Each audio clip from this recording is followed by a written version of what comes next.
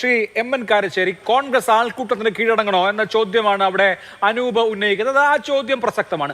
പക്ഷേ മറ്റൊരു കാര്യം കൂടിയുണ്ട്. ഇപ്പോൾ ഒരു ചരമോപചാരം അർപ്പിക്കാൻ കെ സി വേണുഗോപാലിന് കഴിയാത്ത വിധത്തിൽ, അല്ലെങ്കിൽ എം ലിജുവിന് കഴിയാത്ത വിധത്തിൽ മോബ് ലിഞ്ചിങ് അവരെ നടത്തേണ്ട കാര്യമുണ്ടോ? കെ സി വേണുഗോപാൽ കേരളത്തിന്റെ മുഖ്യമന്ത്രിയാകാൻ വന്നാൽ അത് വിമർശിക്കാം, അത് തെറ്റാണ് എന്ന് പറയാം. പാർലമെന്ററി പാർട്ടിയിൽ ഉള്ള ആളുകളാണ് അതിനർഹർ എന്ന് പറയാം. അത് ന്യായമായ നിലപാടാണ്. അതിനപ്പുറത്ത് വർഗീയ ചാപ്പ കുത്തുകയും വർഗീയ ധ്രുവീകരണം ഉണ്ടാക്കുകയും ചെയ്യണോ എന്ന ചോദ്യം ആ പക്ഷത്ത് നിന്ന് ഉയരുന്നുണ്ട്. ആ തരത്തിലൊക്കെ മോബ് ലിഞ്ചിങ് അല്ലെങ്കിൽ കല്യാണ വീട്ടിൽ പോയാൽ ചോദ്യം ചെയ്യുമെന്ന അവസ്ഥ, ഇത് ജനാധിപത്യത്തിന് ഗുണകരമാണോ അതോ മോബോക്രസിയാണോ? അതാണ് അനൂപ് ഉന്നയിക്കുന്ന വിഷയം.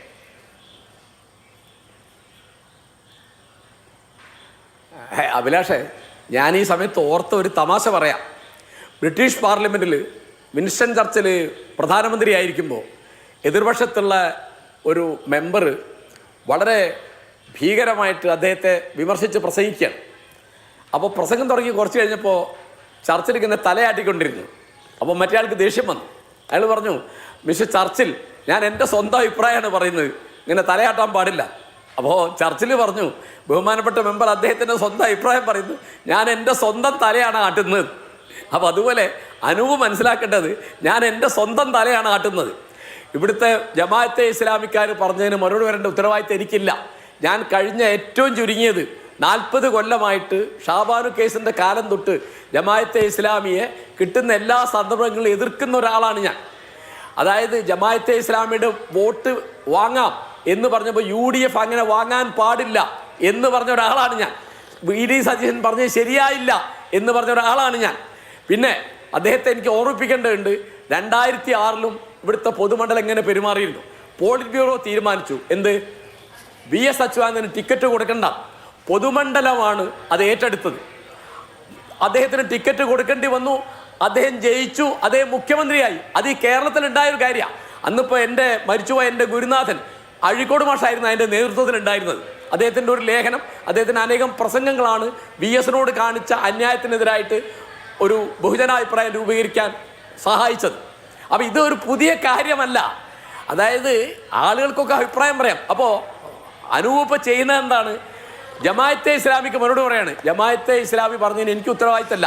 പിന്നെ ഏതെങ്കിലും കല്യാണ പന്തല്ലോ ഏതെങ്കിലും ഫേസ്ബുക്കിൽ, ഇപ്പോൾ അഭിലാഷിന് അറിയാമായിരിക്കുമല്ലോ, എൻ്റെ ഫേസ്ബുക്ക് അക്കൗണ്ടിൽ എത്രയോ കാലമായിട്ട്, ഏറ്റവും ചുരുങ്ങിയത് 5 കൊല്ലമായിട്ട് നിരന്തരം തെറി കേൾക്കുന്ന ഒരാളാണ് ഞാൻ. ആ തെറി പറയുന്ന അധികവും CPM ആണ്. പിന്നെ ഇടയ്ക്ക് RSSകാരുണ്ടാവും, ഇടയ്ക്ക് SDPIക്കാരുണ്ടാവും. അങ്ങനെ അതൊക്കെ സാധാരണമാണ്. അതൊക്കെ നീ പറഞ്ഞതാണ്. അപ്പോൾ അവർ ചെയ്തത് ശരിയാണെന്ന് ഞാൻ പറയുന്നില്ല, എനിക്കത് ന്യായീകരിക്കേണ്ട ആവശ്യമില്ല. ഞാൻ ചോദിച്ച ലളിതമായൊരു ചോദ്യമാണ്, എന്തുകൊണ്ടാണ് ഒരു തത്വം, ഹൈക്കമാൻഡ് ഉണ്ടാക്കിയ തത്വം അവർ ലംഘിക്കുന്നത് എന്തിനാണെന്നാണ്. അതിന് മറുപടി ഇല്ലല്ലോ. അതിന് മറുപടി ജമാഅത്തെ ഇസ്ലാമി പറഞ്ഞതാണോ? ജമാഅത്തെ ഇസ്ലാമി ഞാനോട്ട് എന്താ ബന്ധം? ഇതിപ്പോൾ പോളിറ്റ് ബ്യൂറോ തീരുമാനിച്ചു എന്നാന്ന് പറഞ്ഞു. ഏത് പോളിറ്റ് ബ്യൂറോ? ഞങ്ങൾക്ക് VS അച്യുതാനന്ദൻ എന്നൊരു നേതാവിന് ടിക്കറ്റ് കൊടുക്കാത്തത് ശരിയല്ല എന്ന് പാർട്ടിക്കകത്തും പുറത്തുള്ള ആൾ പറഞ്ഞു. അന്ന് എൻ്റെ ഓർമ്മ ശരിയാണെങ്കിൽ പിണറായി വിജയൻ്റെ കോലം DYFIക്കാർ കത്തിച്ചു. അത് ഈ നാട്ടിൽ നടന്നതാണ്. അപ്പോൾ VSനെതിരായിട്ട് പാർട്ടിക്കകത്ത് ഇവരുണ്ടാക്കിയ എല്ലാ പ്രശ്നങ്ങളും നേരിട്ടത് പാർട്ടിക്ക്, അദ്ദേഹത്തിൻ്റെ ഗ്രൂപ്പുകാർ മാത്രമല്ല, പുറത്തുള്ള ആളുകളും മാധ്യമങ്ങളും കൂടിയാണ്. അതൊക്കെ മറന്നുപോയിട്ടാണ് അനൂപ് സംസാരിക്കുന്നതെന്ന് എനിക്ക് സംശയമുണ്ട്. അത് ദയവായി തിരിച്ചറിയണം.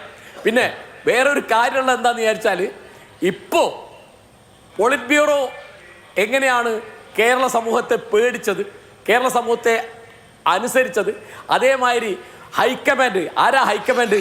ജനങ്ങളാണ് ഹൈക്കമാൻഡ്. അവിടെയാണ് അതിൻ്റെ കാര്യം. സ്വന്തം വാക്കിന് യാതൊരു വ്യവസ്ഥയില്ലാതെയാണ് നിർഭാഗ്യവശാൽ ശ്രീ KC വേണുഗോപാൽ പെരുമാറിയത്. അദ്ദേഹം മുസ്ലിം വിരുദ്ധനാണ് എന്ന് ഞാൻ ആരോടും ഒരിക്കലും പറഞ്ഞിട്ടില്ല. ഞാൻ അങ്ങനെ വിചാരിച്ചിട്ടുമില്ല. ഞാൻ ആ ഭാഗം ആലോചിച്ചിട്ടുമില്ല. ഞാൻ പറഞ്ഞത് അതിൻ്റെ രാഷ്ട്രീയമായ ധാർമ്മികതയാണ്, അതിൻ്റെ പൊളിറ്റിക്കൽ എത്തിക്സ്. അദ്ദേഹം ഒരിക്കലും ഈ ഡൽഹിയിൽ നിന്ന് മുഖ്യമന്ത്രി സ്ഥാനാർത്ഥിയായിട്ട് പറന്നിറങ്ങുകയില്ല എന്ന് ഇവിടുത്തെ പ്രധാനപ്പെട്ട എല്ലാ മാധ്യമങ്ങളും, പ്രത്യേകിച്ച് ചാനലുകൾ നടത്തിയ ഇൻ്റർവ്യൂവിൽ പറഞ്ഞതാണ്. ആ വാക്ക് അദ്ദേഹം പാലിക്കണം. MP-മാരെ MLA സ്ഥാനത്തേക്ക് പരിഗണിക്കുകയില്ല എന്ന് പറഞ്ഞ വാക്ക് ഹൈക്കമാൻഡ് പാലിക്കണം. നമ്മളിതിന്റെ ധാർമ്മികതയാണ് പറയുന്നത്. അല്ലാതെ വേറെ ആര് മുഖ്യമന്ത്രിയായ എനിക്കെന്താ അഭിലാഷേ?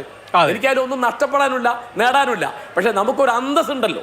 ഇപ്പോൾ ഞാനൊരു ചെറിയ തമാശ ഇന്ന് വാട്സപ്പ് കണ്ടത് ഞാൻ പറയാം. എന്ന് വെച്ചാൽ ഈ 3 പേരെയും ഒരാൾ താരതമ്യപ്പെടുത്തിയിരിക്കുകയാണ്. ആരാണ്? ഒന്ന് VD സതീശൻ, അദ്ദേഹം കാമുകനാണ്. രമേശ് ചെന്നിത്തല, അദ്ദേഹം മുറച്ചെറുക്കനാണ്. KC വേണുഗോപാൽ, അദ്ദേഹം കുടുംബക്കാർ നിശ്ചയിച്ച ആലോചനയിൽ വരുന്ന ഭർത്താവാണെന്നാണ്, വരനാണെന്നാണ്. അപ്പോൾ ഈ തരത്തിലാണ് കാര്യമുള്ളത്. അപ്പോൾ പല തരത്തിൽ ഒരുപാട് തമാശകൾ, ഒരുപാട് വിമർശനങ്ങളും കാര്യങ്ങളൊക്കെ ഉണ്ട്. അപ്പോൾ ഇതിൽ എത്തിക്കലാവണം ഒരു നിലപാട്, ധാർമ്മികമാവണം.